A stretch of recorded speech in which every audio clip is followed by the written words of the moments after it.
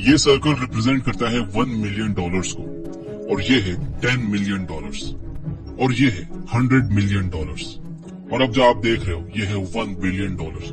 Reliance industries के chairman Mukesh Ambani का net worth इस नंबर से 82 गुना ज्यादा है।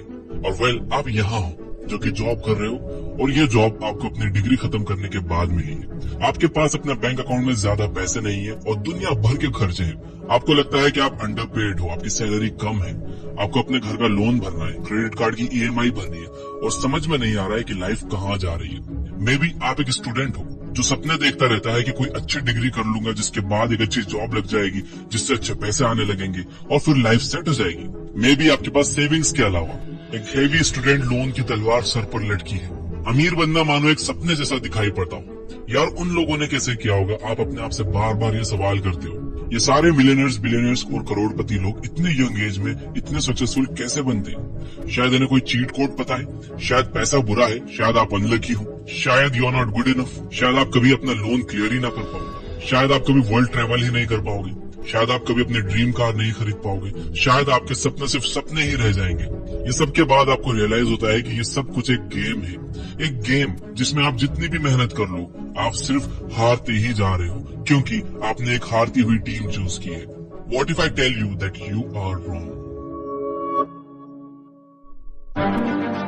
What if I tell you कि सच में वेल्दी बनना, ज्यादा पैसे कमाना और अमीर बनना उतना मुश्किल नहीं है जितना आप समझ रहे हो? What if I tell you कि आपको जो स्पोर्ट्स कार लेनी है वो आप ले सकते हो, आपको घर का लोन क्लियर करना है वो आप कर सकते हो, आपको जो गुच्ची के डिजाइनर कपड़े लेने हैं वो आप ले सकते हो, आपको जो लेटेस्ट आईफोन खरीदना है वो आप खरीद सकते हो, और आप जैसी चाहो वैसी लाइफ जी सकते हो। तो आप कहोगे कि क्या सर, आप कहीं झूठ तो नहीं कह रहे हो? जिसके जवाब में मैं कहूंगा कि नहीं, इट्स पॉसिबल। आपको अपने ड्रीम्स को मार कर जीने की कोई जरूरत नहीं है, क्योंकि वीडियो के खत्म होते होते मैं आपको सिक्के का वो दूसरा पहलू दिखा दूंगा जो स्कूल और कॉलेजेस आपसे छुपाते हैं। जैसे कि रॉबर्ट कियोसाकी कहते हैं कि आप सभी को एक तरीके से सोचने के लिए कंडीशन किया गया है। मैं आपको वार्निंग देता हूँ कि स्टार्टिंग में आपको कई परेशानियां आएंगी। अगर आप एक ठंडा दिमाग रखकर एक काम वे में रॉबर्ट कियोसाकी द्वारा दिए गए टाइमलेस प्रिंसिपल्स को फॉलो करते हो, तो चाहे जितने भी उतार चढ़ाव आए, चाहे जितनी भी स्ट्रगल्स आए, चाहे जितने कड़वे सच का सामना करना पड़े, लेकिन आप फिर भी इन प्रिंसिपल्स पर डटे रहते हो, तो आपको कोई नहीं रोक पाएगा। और मैं आपको ये भी बता दूं कि ये एक मुश्किल रास्ता होगा और आप में से ज्यादातर लोग एंड लाइन तक पहुंच भी नहीं पाएंगे। बट ये वीडियो मैं उनके लिए बना भी नहीं रहा हूँ, ये वीडियो मैं उन कुछ चुनिंदा लोगों के लिए बना रहा हूँ जो अपनी जिंदगी बदल कर रख देने वाले हैं। तो इस वीडियो का एंड तक बिल्कुल स्किप मत करना। तो जो लोग मेरे साथ है वो कमेंट में अभी जाकर लिख दो, I am ready.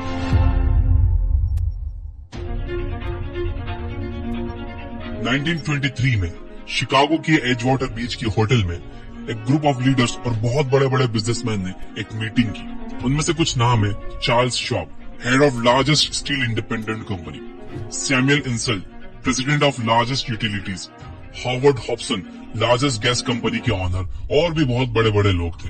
Cut to 25 years, 25 साल के बाद मोस्टली ये सारे एलिट लोग बैंक करप्ट पाए गए। मेरे हिसाब से 1929 के मार्केट क्रैश की वजह से वो सारे लोगों ने अपने पैसे गवा दिए। मार्केट में अप्स एंड डाउन्स आएंगे और आपके पास जब फाइनेंशियल एजुकेशन होती है तब आप अपनी वेल्थ को न सिर्फ बचा सकते हो बट उसे साइमल्टेनियसली ग्रो भी करवा सकते हो। एक रिच बास्केटबॉल प्लेयर को टीम से टर्मिनेट कर दिया गया और फिर उसकी spending habits and financial education न होने की वजह से उसे कार वॉशिंग सेंटर में काम करना पड़ा, जिसके बाद उसे वहां से भी निकाल दिया क्योंकि उसने कार साफ करते वक्त अपनी चैंपियनशिप रिंग निकालने से मना कर दिया था। आपने ये नोटिस किया कि कैसे लोग करोड़ों रुपए की लॉटरी जीतते हैं और फिर एक साल बाद फिर से वैसे ही हो जाते हैं जैसे पहले थे। आई एम श्योर आपको केबीसी का करोड़पति सुशील कुमार पता ही होंगे, जिन्होंने करोड़ों रुपए जीते लेकिन कुछ सालों बाद बैंक करप्ट हो गए। अब यहाँ प्रॉब्लम यह है कि लोग पैसों पर ज्यादा फोकस करते हैं, एजुकेशन एंड फाइनेंशियल लिटरेसी पर नहीं। फाइनेंशियल लिटरेसी क्या होता है वो समझने के लिए आपको ये सिर्फ 3 स्टेटमेंट समझने की जरूरत है। Number 1 income statement, number 2 balance sheet और number 3 cash flow. Income statement में बेसिकली 2 चीजें आती हैं, इनकम जो हमें जॉब करने से मिलती है एंड एक्सपेंसेस जो हमारे महीने के खर्चे होते हैं जैसे कि food, rent, bills etcetera. Balance sheet में आते हैं 2 कॉलम्स, एसेट्स एंड लायबिलिटीज, जो हमारे जेब में पैसे डाले हुए एसेट्स और जो हमारे जेब से पैसे निकाले वो लायबिलिटी। एसेट्स जैसे कि rental income, franchise business, shops वगैरह। लायबिलिटीज जैसे कि car servicing charges, house maintenance charges, bills etcetera. और नंबर 3 है कैश फ्लो। कैश फ्लो अलग अलग लोगों के लिए अलग अलग होता है। मैं आपको समझाता हूँ 3 एग्जांपल से। एक गरीब इंसान का कैश फ्लो कैसा होगा। एक गरीब मजदूर जिसकी इनकम कम है, उसके एक्सपेंसेस ज्यादा है, तो सबसे पहले इनकम उसकी बैलेंस शीट में आती है, जिसके बाद एक्सपेंसेस कॉलम में चले जाती है, जहाँ पे बेसिक सर्वाइवल नेसेसिटीज है जैसे कि खाना, रेंट एक्सेट्रा। गरीब इंसान के पास ना एसेट होती है और ना ही लायबिलिटी, वो बस सर्वाइवल के लिए काम करता है। एंड आई फील कि हमें उन तक ये फाइनेंशियल नॉलेज पहुंचाना चाहिए। फिर आता है मिडिल क्लास लोग, जो अमीर बन सकते हैं पर ये एसेट्स खरीदने की जगह लायबिलिटीज खरीद लेते हैं। इन्हें सबसे पहले पैसे आते हैं सैलरी से या फिर सेल्फ एम्प्लॉयमेंट से, और ये पैसे आते ही लायबिलिटीज में चले जाते हैं, जैसे कि कार की ईएमआई, होम लोन की EMI, credit card bills, phone की ईएमआई एक्सेट्रा। और उसके बाद आते हैं फिर घर के खर्चे जैसे कि इलेक्ट्रिसिटी बिल, दूध का बिल एक्सेट्रा। तो उनका भी एसेट कॉलम खाली रहता है, क्योंकि ऑलरेडी खर्चे तो बहुत है, लेकिन उन्हें हर महीने लायबिलिटीज भी तो खरीदनी होती है दूसरों को दिखाने के लिए, खासतौर से उन लोगों को दिखाने के लिए जिन्हें वो पसंद नहीं करते। और तीसरी कैटेगरी में आते हैं अमीर लोग। एक अमीर आदमी अपनी एसेट जैसे कि stock, real estate, bonds, patents, businesses etcetera, इनसे ही इतने पैसे जनरेट कर लेता है कि उससे ही वो अपने घर के एक्सपेंसेस जैसे कि इलेक्ट्रिसिटी बिल, फूड वूड को क्लियर कर देता है। और तो और वो अपने एसेट्स के पैसों से ही लायबिलिटीज खरीदता है, एंड जो भी एक्सेस कैश बच जाता है वो फिर उससे एसेट्स खरीद लेता है। एक अमीर इंसान हमेशा ये जानता है कि उसकी इनकम से पहले वो एसेट्स खरीदेगा और फिर उन एसेट्स से होने वाली इनकम से लायबिलिटीज खरीदेगा। The rich invent money. 1876 में जब सर अलेक्जेंडर ग्राहम बेल ने टेलीफोन को पेटेंट कराया, तब उन्हें एक्सट्रीम हाई डिमांड की वजह से बहुत सी प्रॉब्लम्स फेस करनी पड़ रही थी। लोग टेलीफोन डिमांड किए ही जा रहे थे और उनके पास उतने टेलीफोन्स की सप्लाई ही नहीं थी। तो फिर वो विलियम ऑर्टन के पास गए, जो कि उस टाइम सबसे बड़ी कंपनी वेस्टर्न यूनियन के प्रेसिडेंट थे। ग्राहम बेल ने अपना पेटेंट सेल ऑफ करने के लिए उनसे $1 लाख की मांग की, जिसको विलियम ऑर्टन ने पागल होकर बोलकर रिजेक्ट कर दिया। जिसके बाद ग्राहम बेल ने AT&T फॉर्म की, जो बाद में $1 मिलियन कंपनी बनी। ये देखकर विलियम ऑर्टन को ये रियलाइज हुआ कि उनसे कितनी बड़ी गलती हो गई है। अगर वो टेलीफोन का पेटेंट खरीद लेते तो क्या ही हो जाता। हमेशा याद रखो, it's not the smart who get ahead but the bold. ज्यादातर लोग अपने पैसों को लेकर बड़ा सिक्योर खेलते हैं, जरा भी रिस्क नहीं लेते, क्योंकि उन्हें लगता है कि अगर वो रिस्क लेंगे तो उनके पैसे डूब जाएंगे। और इस डर को हराने के लिए आपको अपना फाइनेंशियल IQ हाई करना चाहिए, ताकि आप अपनी डेस्क जॉब छोड़ सको और अपने बिजनेस आइडिया से $1 मिलियन कमा सको। आज से 400 साल पहले हम जमीन को एसेट मानते थे, जिसके बाद जितनी ज्यादा जमीन वो उतना ज्यादा अमीर। फिर इंडस्ट्रियलाइजेशन होने की वजह से लोग फैक्ट्रीज और ऑफिसेज को एसेट्स मानने लगे, और आज की मॉडर्न एज की बात की जाए तो हम इन्फॉर्मेशन को एसेट मानते हैं। और यहाँ समझने वाली बात यह है कि information today is infinite and daily नई नई चीजें आती ही जा रही हैं। पहले के जमाने में ये सब पॉसिबल नहीं था, लेकिन आज ChatGPT और AI के जमाने में ये सब पॉसिबल है। तो प्लीज अपना टाइम सीखने में और एग्जीक्यूट करने में लगाओ, क्योंकि आप जितना ज्यादा सीखोगे उतना ज्यादा आप बोल्ड और कॉन्फिडेंट बनते जाओगे। Work to learn, don't work for money. एक बार रॉबर्ट कियोसाकी इंटरव्यू देने के लिए सिंगापुर गए थे। एक यंग लेडी उनका इंटरव्यू लेने वाली थी। इंटरव्यू के बाद उस यंग लेडी ने कहा कि मैं भी आपकी तरह बेस्ट सेलिंग ऑथर बनना चाहती हूँ। क्योंकि वो बहुत अच्छा लिखती थी, तो रॉबर्ट ने पहले ही उस यंग लेडी के कुछ आर्टिकल्स पढ़े थे और रॉबर्ट को वो आर्टिकल्स बड़े अच्छे लगे थे। तो रॉबर्ट ने बड़े कैजुअली उस लेडी से पूछ लिया कि इतना अच्छे लिखने के बावजूद भी तुम राइटिंग को फुली पॉजिटिव क्यों नहीं करती। जिसके बाद रिस्पॉन्स से उसने कहा कि सब कहते हैं कि मेरे आर्टिकल्स, बुक्स बहुत अच्छे हैं, पर कोई उन्हें खरीदता ही नहीं है, इसलिए मैं इस न्यूज़पेपर फॉर्म में काम करती हूँ, ताकि मैं अपने बिल्स को टाइम टू टाइम पे कर पाऊँ। क्या आपके पास मेरे लिए कोई सजेशन है? रॉबर्ट ने इमीडिएटली रिप्लाई किया यस, और कहा कि मेरा एक फ्रेंड है जो सेल्स सिखाता है, आपको उनके सेमिनार्स अटेंड करने चाहिए। तो सुन के यंग लेडी एकदम गुस्से में आ गई और रॉबर्ट से कहने लगी कि आप मुझे फिर से स्कूल जाने के लिए कह रहे हो, अब मैं सेलिंग सीखूंगी।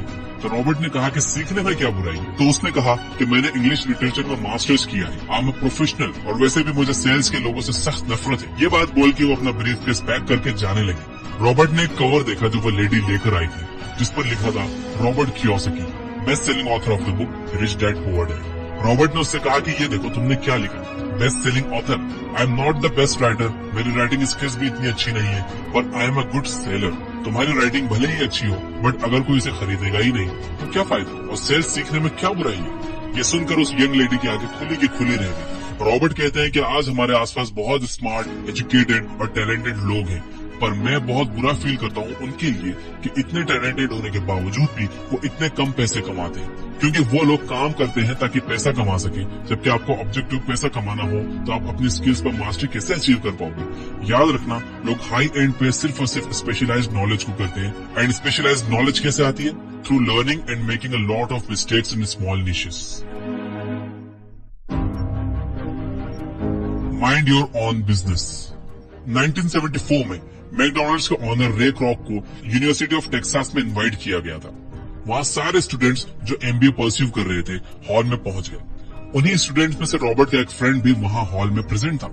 रे क्रॉक ने एक बहुत पावरफुल स्पीच दी एंड सब स्टूडेंट्स बहुत मोटिवेट हो गए थे और फिर फाइनली हॉल एडजर्न्ड, यानी कि सब अपने अपने घर जाने लगे। कैजुअली स्टूडेंट्स ने रे क्रॉक को स्पीच के बाद उनके साथ हैंग आउट करने के लिए पूछ लिया। रे क्रॉक वॉज वेरी काइंड एंड उन्होंने स्टूडेंट्स के साथ हैंग आउट करने के ऑफर को एक्सेप्ट कर लिया। रे उन स्टूडेंट्स के साथ कैंटीन में गए और वहां सब ने हाथ में अपनी बियर की बोतल उठा ली। सब बियर सिप करने लगे। रे ने स्टूडेंट से एक क्वेश्चन पूछा, what do you think what business I am in? Students को लगा कि रे मजाक कर रहे हैं, सब हंसने लगे। रे ने फिर से सेम क्वेश्चन कहा कि आपको क्या लगता है मैं किस धंधे में हूँ? तो एक स्टूडेंट ने कहा कि वो कोई गधा ही होगा जिसे पता ना होगा कि आप बर्गर्स की फ्रेंचाइजी सेल करते हो। रे ने कहा कि मैं बर्गर्स बेचने के धंधे में नहीं हूँ, मैं एक्चुअली रियल एस्टेट के धंधे में हूँ। मेरा फोकस बर्गर्स बेचने पर नहीं है, बल्कि मेरा फोकस अपनी फ्रेंचाइजी देकर top spaces of real estate को एक्वायर करने में है। आज हमारे पास कैथोलिक चर्च से ज्यादा पीसेस ऑफ लैंड है, वो भी वर्ल्ड के पॉश से पॉश प्लेसेस पर। रॉबर्ट का फ्रेंड जो रे क्रॉक से क्वेश्चन पूछ रहा था, आज उसका कार वॉशिंग का बिजनेस है, पर वो कार्स को वॉश करने पर फोकस नहीं करता। वो कार वॉशिंग के नाम पर ज्यादा पीसेस ऑफ रियल एस्टेट को एक्वायर करने पर ध्यान देता है। दोस्तों, फोकस हमेशा रखो एसेट्स एक्वायर करने पर। आज रॉबर्ट लोगों से पूछते हैं कि what business you are into, तो लोग कहते हैं कि I am into the business of banking. मैं पूछता हूँ क्या आप बैंक ओन करते हो? वो लोग कहते हैं नहीं।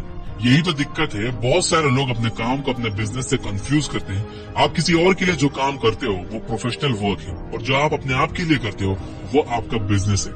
आई नो वीडियो थोड़ी लंबी हो गई है, बट एंड में मैं आपसे यही कहूंगा कि अगर आपको वेल्दी बनना है तो start minding your own business, keep your day time job, but start buying real assets, not liabilities.